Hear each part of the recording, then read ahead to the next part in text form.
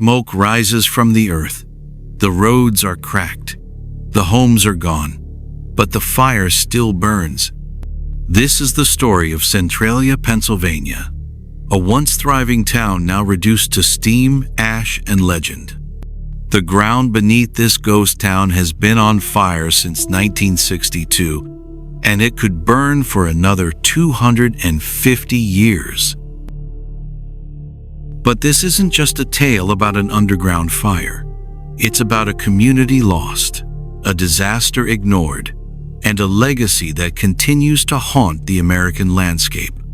Welcome to Phantom Towns, and welcome to Centralia. Centralia was founded in 1866 in the coal-rich hills of Pennsylvania. The land here was full of anthracite coal, hard, dense, and highly flammable. Coal was king, and Centralia grew quickly. By the early 1900s, the town boasted over 2,000 residents, a bustling main street, churches, schools, and 5 hotels. But Centralia's heart and soul were the mines. Men worked underground for hours, hauling out the fuel that powered trains, factories, and homes across the region. The town had its share of struggles. Fires, gas leaks, and collapses were not uncommon. Yet the promise of coal wealth kept Centralia alive. Mining was always dangerous. Beneath Centralia, a vast network of tunnels snaked under homes, businesses, and roads. Methane gas and coal dust posed explosive risks. Collapses were frequent, and sometimes fires started underground and stayed there. Few people understood how flammable anthracite coal could be. Once ignited, it could smolder indefinitely, fed by oxygen and fuel veins that stretched for miles. By the 1950s, many of Centralia's mines were abandoned, leaving hollow cavities beneath the town, cavities waiting to breathe fire. On May 27, 1962, the town organized a cleanup of the local landfill, a common ritual before Memorial Day. City workers lit a fire in a large open pit on the edge of town, unaware that an old mine shaft had been exposed just beneath it. The flames slipped through a hidden seam and ignited the coal below.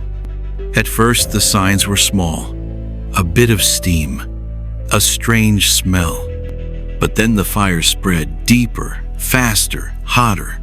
Efforts to contain it began almost immediately, but it was already too late.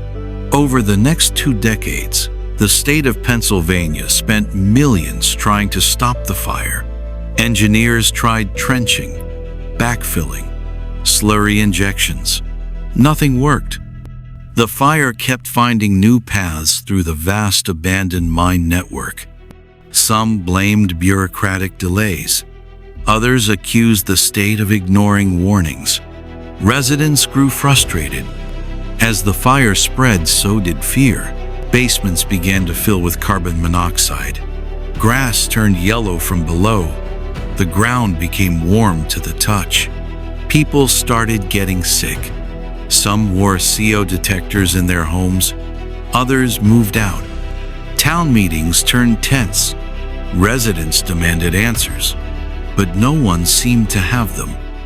And then came the breaking point.